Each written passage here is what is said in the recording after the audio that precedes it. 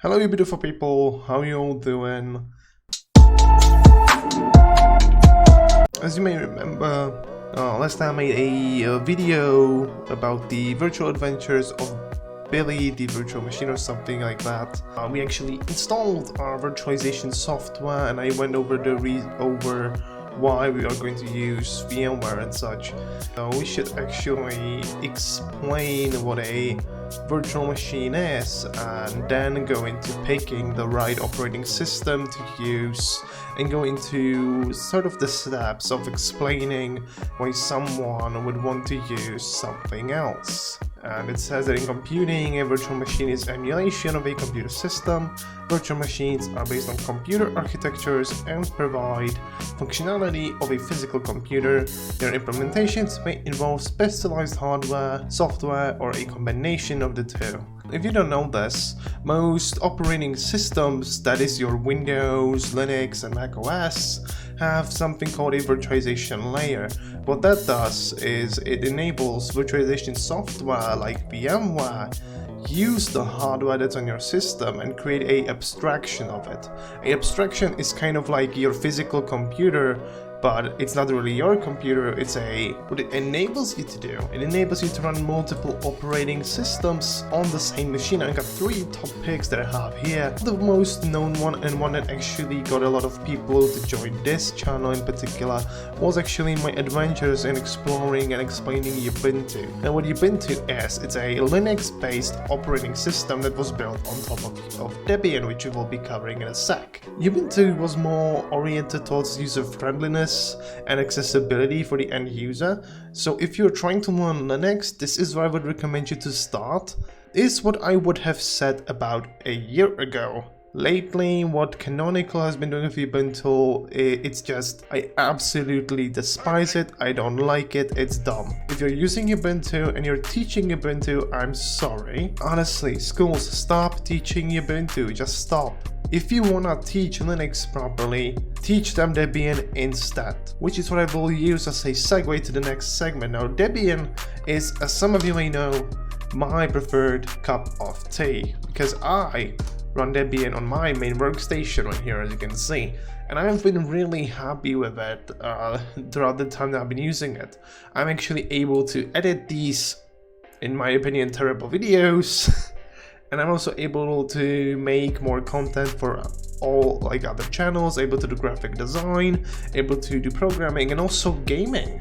I'm able to play freaking World of Warcraft on my workstation here. Now Debian, as I mentioned, is my favorite version of Linux, my favorite flavor essentially that I like to use.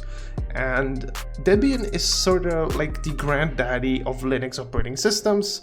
If you really want to get into the nitty gritty, I would highly suggest that you try and use Debian instead of Ubuntu or anything else. If you're looking for something that's really simple to use and is quite lean on the hardware specifications. Because it is rock solid, it doesn't crash, I'm able to keep my machine running and rendering videos for days. But overall, if you want a lightweight, real fast operating system, choose Debian. They have a ton of flavors ready for you, pre-packaged with all sorts of goodies. The installation process is much simpler, it's more streamlined than ever before. If I ever get a laptop in the future again, I will be putting Debian on it with, I think, the either XFC or OpenBox desktop environments. Well, OpenBox isn't technically a desktop environment, which is a video I plan on making about the differences between window managers and desktop environments, so stay tuned for that. We can go into the next one that I would recommend if you are a Linux power user and don't mind breaking your computer from time to time, because we're talking about Arch Linux. Now, they said it, not me, is a simple and lightweight distribution. Arch Linux, I made videos in the past discussing Manjaro, and Manjaro Linux is based on Arch Linux. And Arch Linux is a super minimal Linux distribution that only gives you a command line and you build on top of that. Now for this tutorial series, I'll be using Debian for this. because Debian is actually really simple to use, and I will show you how you can get a ISO image downloaded. You go to debian.org, go to Getting Debian, and what you need to do is you need to scroll down here and it will say a small installation image. Once you're here on the Getting Debian page, you want to click the 64-bit PC net install. If you are still one of those people rocking a 32-bit computer, pick this one, this 32-bit PC net install ISO. Now I'm going to pick this 64-bit PC net install ISO because I have a 64-bit computer. So I'm going to click this. It's going to prompt me with this, and what you want to do is I'm going to put it here. Now I have noticed I already have it downloaded, so I don't have to download it. It's only 400 megs, so it's really lightweight. The next video where we will be setting up our virtual machine. This video served more like an introduction and setting up guide to tell you where you can get the images from so you can start teaching yourself things. Forgot to mention that I have a second channel. Link is down there in the description.